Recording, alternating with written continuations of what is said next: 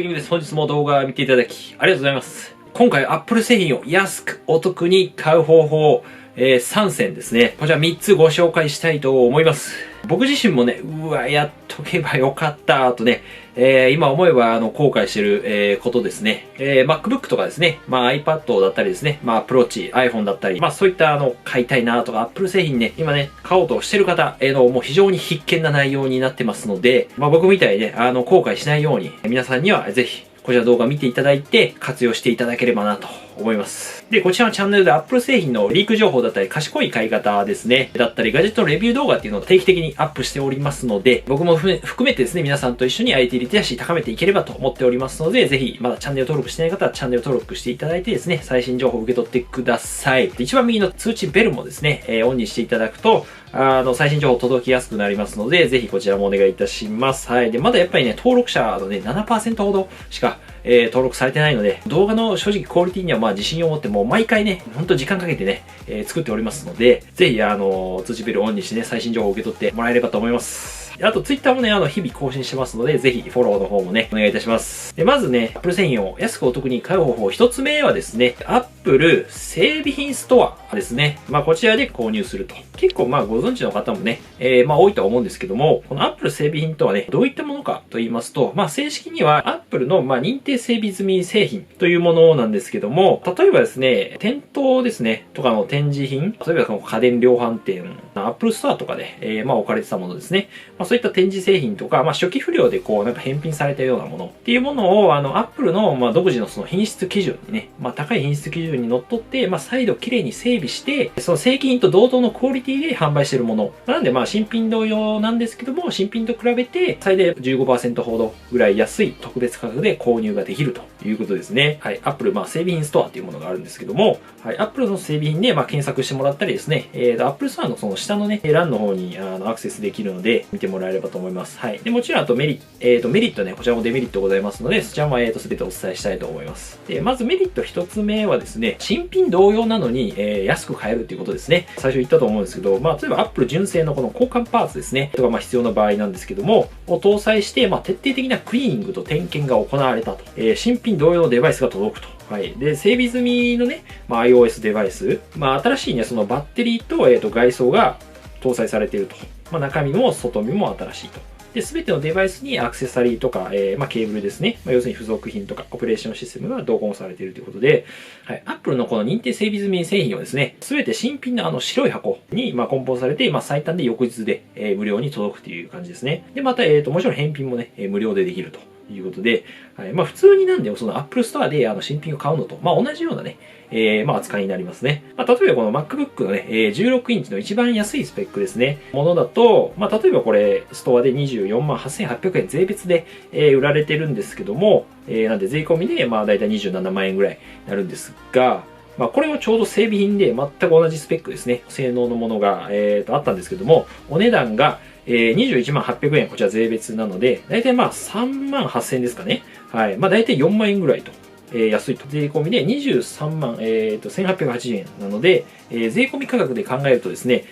なんと4万1800円安く、買えるということになります。はい。税込みに考えたら、だいたいね、だいたい約、15% オフぐらい、なっておりますので、新品同様でやっぱり4万円近くこうね、安く買えるっていうのは、これなかなかいいですよね。はい。例えばその4万円ね、浮いた分でパソコンスタンドとかマウスとか、いろいろ買えたりしますので、周辺機器。うん。はい。でメリット2つ目としてはですね、返品等も含めてですね、保証がやっぱ新品の購入同様にですね、非常に保証がしっかりしているというところですね。はい。Apple の整備済み製品には、通常にその新品を購入したのと同じ製品の、購入後1年間のハードウェアの製品の限定保証と90日間の無償のテクニカルサポートっていうのが、ついております。ハードウェアはね、いわゆる要するに部品のことで、テクニカルサポートは電話で、例えばバックアップのね、やり方がわからないんで聞きたいですとか、そういうのが聞けると。はい。購入後これサイト見たんですけど、90日間は無制限で無償サポートっていうね、受けられるということですね。はい。何回そう、例えば聞いても、1円もかからないということですね。これなかなかすごいですね。まあ、例えば、一般的な、中古の MacBook とかですね、まあ、そういったパソコンを、まあ、中古の、まあ、ソフマップさんとかいろいろあると思うんですけども、保証は普通、まあ、通常はだいたい3ヶ月間ぐらい、なんですよね。まあ、どうしてかというと、やっぱり業者、まあ、そういった方々もですね、まあ、元々は全然その知らない、方から買い取ったものを、まあ、整備して出してるわけなんで、まあ、おそらく1年の保証っていうのはね、まあ、どうやって使ってるか正直わかんない部分も多いので、まあ、1年保証っていうのは、まあ、出しづらいんですかね。まあ、そう考えると、Apple のその1年保証っていうのは、本当新品購入時と同じなので、要するにやっぱ1年くらいは不良が起こるような可能性は低いっていうことでしょうね。また Apple 製品はですね、これ購入から14日間以内はですね、以内であれば気軽にこう返品ができると。はい。で、返品の送料とかも無料だったりします。で、返品理由とかもね、例えば自分にはちょっと合わなかったとか、なんか思ってたのと違ったとか、まあ正直な理由は、何でもいいんですよね。で、整備品とかでも、同様でですね、購入から14日間以内。であれば、まあ、気軽にこう返品ができるということですね。はい。まあ、Apple 直営店で結構まあ購入するメリットはね、これ大きいメリットの一つかと思いますので、まあ、日本だとね、ちょっとなんか返品申し訳ないな、みたいな、まあ、感じでね、時もございますけども、はい。まあ、アメリカとかだとね、普通にこう、返品とかね、普通らしいです。はい。メリットね、3つ目としてはカスタマイズされた、まあ、製品が購入できるということですね。はい。まあ、普通に例えば MacBook 購入の場合ってね、買ったことある人わかると思うんですけど、まあ、例えば CPU とか、まあ、インテルのなんか Core i5 にしますか、Core i9 にしますかとか、まあ、今 M1 チップですけども、まあ、メモリがまあ8にするか16にするとか、まあ、容量はどうしますかみたいな、あるわけですが、まあ、これ整備品見るとね、ストア見てみるとわかるんですけども、メモリとかね、容量とか、まあ、カスタマイズされたものが、まあ、すでに売られてたりします。まあ、なんで、まあ、例えば自分がね、こう欲しい、性能とかスペックのものがあればですね、まあ、安くお得にですね、しかも、まあ、早めに手に入ったりする可能性があると。はい。で、カスタマイズすると、まあ、どうしてもね、到着までちょっと長くなっちゃうんですよね。1週間とか2週間とか。まあ、基本的にこういったものってやっぱ受注生産、らしいんですよね。こういったもので中国から、そして送られてくるので、まあ、特にやっぱUS キーボードとか、まあ、英字のね、ものにしたりすると、キーボードにするとですね、まあ、到着まで結構時間かかったりするんですよね。はい。見た目シンプルで非常にいいんですけども、っていうメリットもあると。はい。では逆に、じゃあ Apple その整備品済み製品の、まあ、ストアで買うときの、まあ、デメリットみたいなところですね。はい。まあ、最初は、デメリット1個目としては、選べる製品が、やっぱ時期によってはね、非常にやっぱ少ないっていうね、選択肢が少ないっていうところですね。はい。まあ、カスタマイズされた、まあ、製品があるっていうね、さっきお話ししたんですけども、これ逆に言えば、自分の欲しい性能のものが、じゃあ自分の欲しいタイミングで、必ずしもあるかっていう、そういうわけではないですよね。まあ、正直完全にうんとしか言いようがないので、はい。まあ、例えば僕がね、今、3月なんですけどね、見た感じだと、M1 の MacBook とかは今整備品、ないですね。3月、上旬に出たんですけども、もうすぐやっぱなくなっちゃったんですかね。で iPad とか僕が見たタイミングでは何にもなかったですね。Apple Watch とかも、全然ないと。希望するね、ちょっとモデルが入荷したと思ったら結構ね、すぐね、在庫切れになったりする時も多いと。で、これいいツールがありまして、自分の欲しいものが入荷されたら教えてくれるツールが refurbtracker.com っていうもので、設定した条件の製品ですね。まあ、あらかじめ Mac のこういうのとか、入れておけば、入荷したらメールでこれ知らせてくれるので、これぜひね、もしよかったらおすすめなので使ってみてください。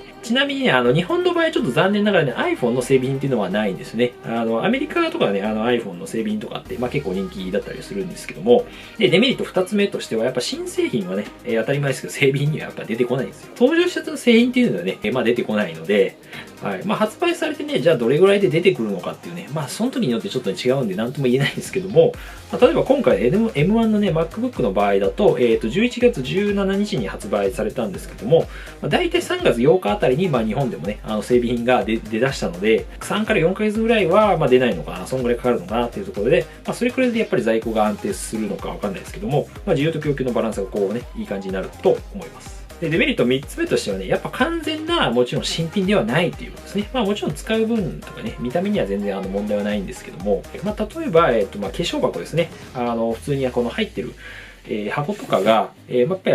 整備品とかだと、全然、ちょっとね、違ったものとかになったりとか、プレゼント用で例えば、包んでもらうギフト包装とか、まあそういったのはできないので、まあ基本的にやっぱ自分用とかで、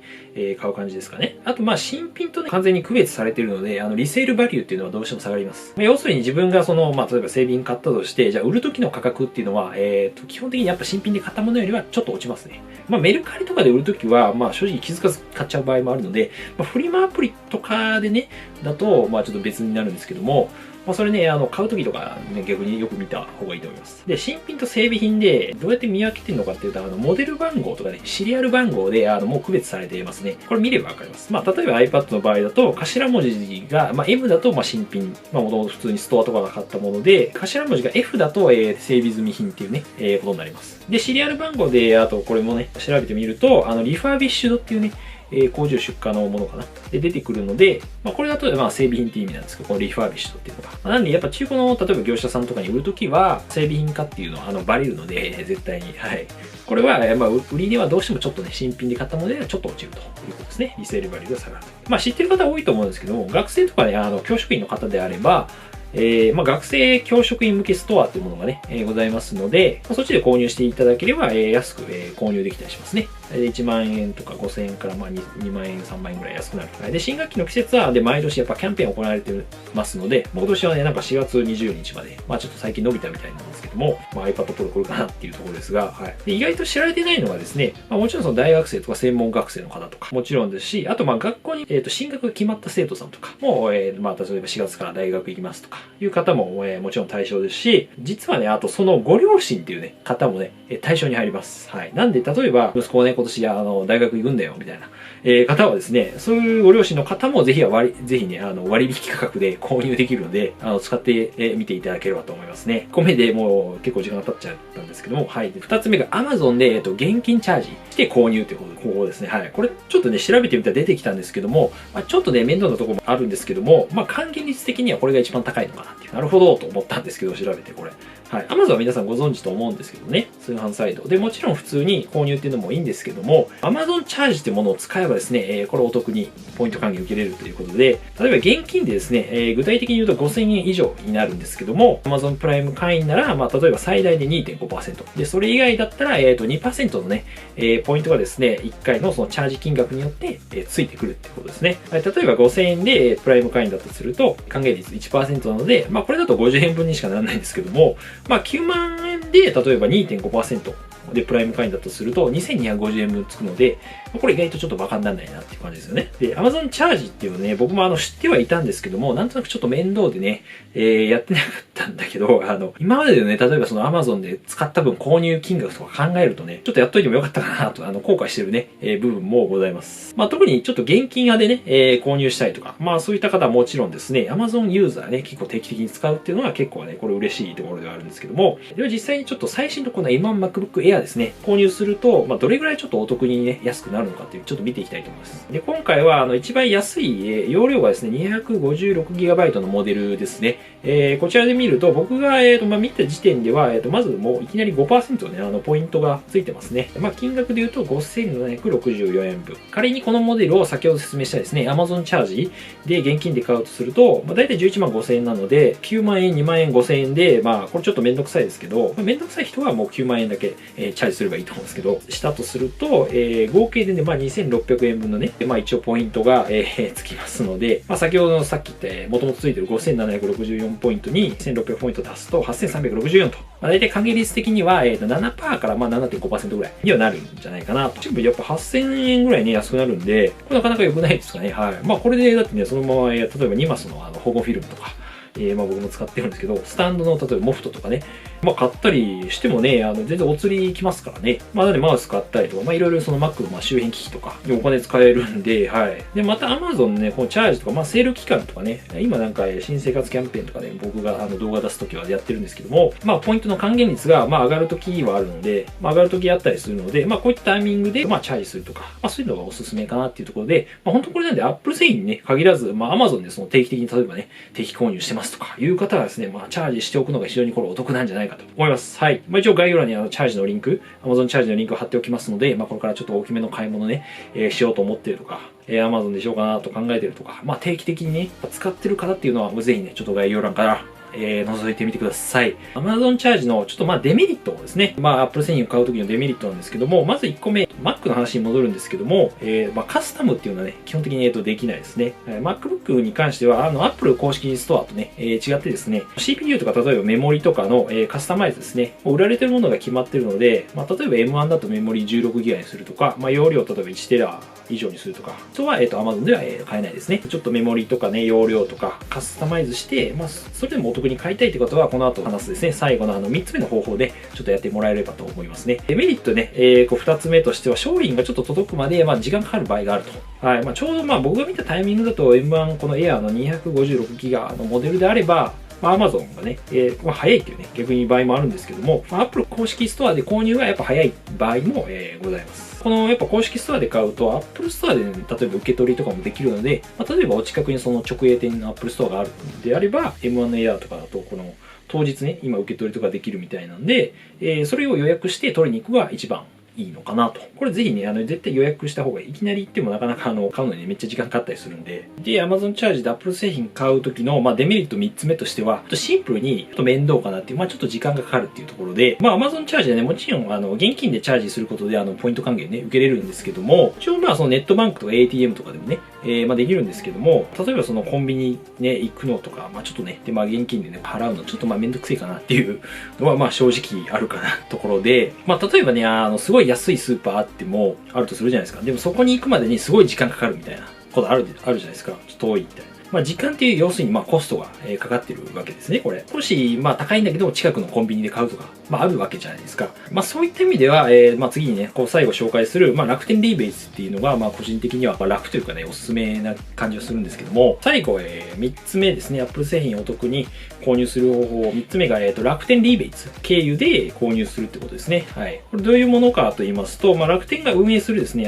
ポイントサイトになるんですけど、この楽天リーベイツ経由で購入すると、勝手にポイントがもらえるんですよね。まあこれ意外とね、知られてなかったりするのでね、はい。僕も今ちょっと後悔してるんですけども、使ってくればよかったと思って。まあどういったサイトが例えばじゃああるのかっていうとですね、まあ Apple ストアもちろんなんですけども、有名どころで言うとアディダスとか、ユニクロさんとかギャップとか、アイハーブとか、もう JAL、ダイソン、ジーンズとか、などなどですね、600店以上ですね。まあ今もっと増えてると思うんですけども、こういったまあショップが結構あるので、もしじゃあこの中に普段ね、まあ多分絶対に2つ3つぐらいあると思いますね。まあ普段使っているようなサイトあればですね、勝手に別経由で行くとね、ポイント貯まるので、非常におすすめかなっていうところですね。まあ例えばユニクロ来るじゃないですか。ユニクロさんの場合だと、実店舗で買うと、カード決済分しか、まあ当たり前ですがポイントね、つかないと思うんですけども、楽天リーベイツだと、カード決済と、そう要するにリーベイツ分ですね、のポイントも入るので、まあ20取りできるみたいなね。はい。まあもちろん服をなんかちょっと実物で見たいとか、まああると思うんですけども、まあ買いたいものとか別にまあ決まってれば、通販でやっぱ